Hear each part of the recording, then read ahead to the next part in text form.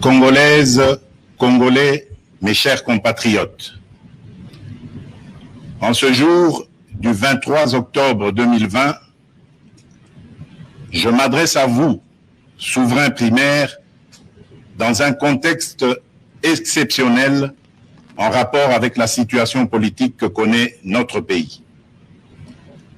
Ce contexte de fragilité de notre pays, de même que les résultats électoraux de janvier 2019, nous ont forcés à élargir nos rassemblements pour nous unir au-delà de nos familles politiques traditionnelles.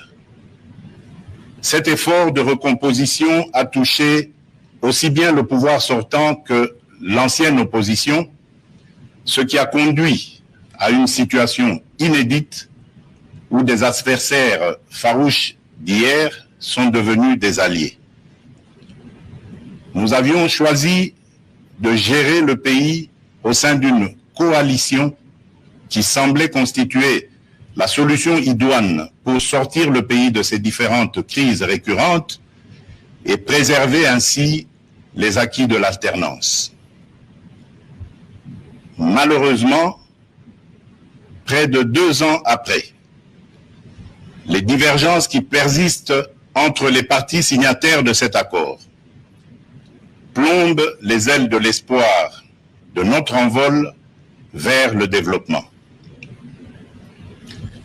Ces divergences portent notamment sur les questions relatives à la paix et à la sécurité nationale, à la Commission électorale nationale indépendante, à l'organisation des élections, à la gestion du portefeuille de l'État, à la territoriale, à la diplomatie, à l'indépendance de la justice et à l'instauration de l'État de droit qui sont un enjeu majeur pour notre nation.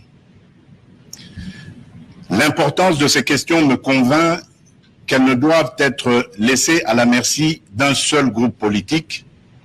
Elles nécessitent un large consensus national. Mes chers compatriotes, la tâche que vous m'avez confiée est immense.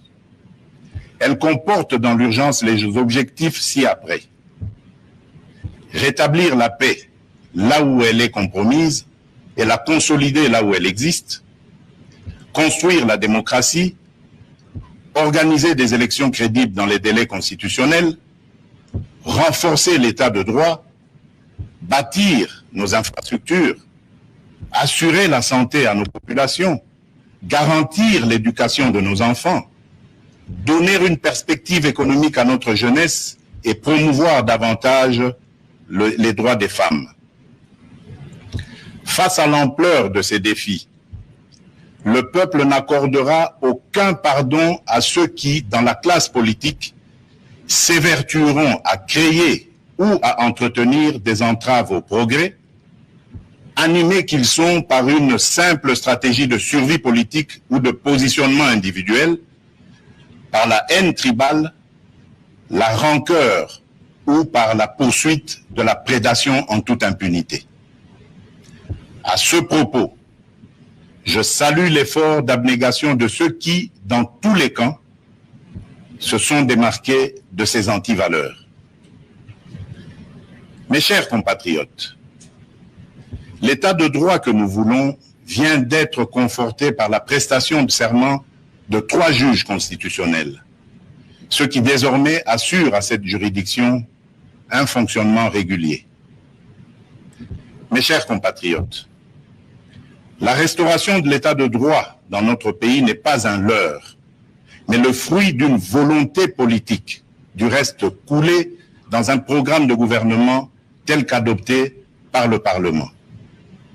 Il demeure vrai que sa mise en œuvre énerve certains nostalgiques, habitués à l'impunité et au traitement de faveur. Ceci étant, le partage des valeurs liées à l'état de droit et à la justice constitue la condition sine qua non de tout partenariat aux actions de mon mandat. Mes chers compatriotes, chaque année, plus de 2 millions d'enfants congolais naissent et s'ajoutent au nombre déjà important de notre population. Nous sommes individuellement et collectivement responsables de leur destin. Nous ne pouvons laisser leur avenir à la merci de pesanteurs ou écueils inhérents aux pratiques politiciennes qui retardent ou affaiblissent la réalisation du programme pour lequel vous m'avez élu. En tant que chef de l'État, représentant de la nation et symbole de l'unité nationale, j'assure par mon arbitrage, en vertu de l'article 69 de la Constitution, le fonctionnement régulier des pouvoirs publics et des institutions, ainsi que la continuité de l'État. Je réitère l'engagement de mon serment de ne jamais faillir à cette mission sacrée et de ne jamais trahir le Congo. Je ne laisserai aucun engagement politique de quelque nature que ce soit primer sur mes prérogatives constitutionnelles et sur l'intérêt supérieur du peuple congolais. Je ne transigerai avec les intérêts supérieurs de la nation. Je ne céderai jamais la moindre portion de notre souveraineté nationale. Je ne ménagerai aucun effort pour préserver la paix et l'unité nationale. Eu égard à ceux qui précèdent, et considérant que le salut du peuple est la loi suprême, j'ai décidé d'entamer dès la semaine prochaine une série de contacts visant à consulter les leaders politiques et sociaux les plus représentatifs afin de recueillir leurs opinions à l'effet de créer une union sacrée de la nation autour des objectifs précités. Ces consultations visent la refondation de l'action gouvernementale autour des principes de participation à la gestion du pays.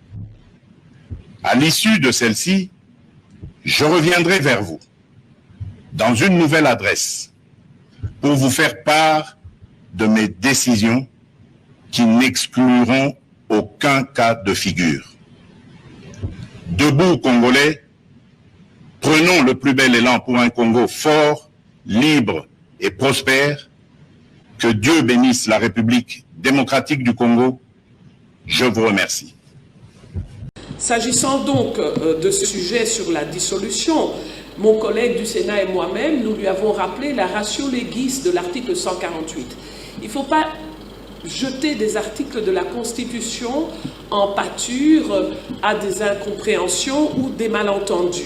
L'article 148 parle bien de dissolution de l'Assemblée nationale, mais dans des cas précis. Il y a des conditionnalités.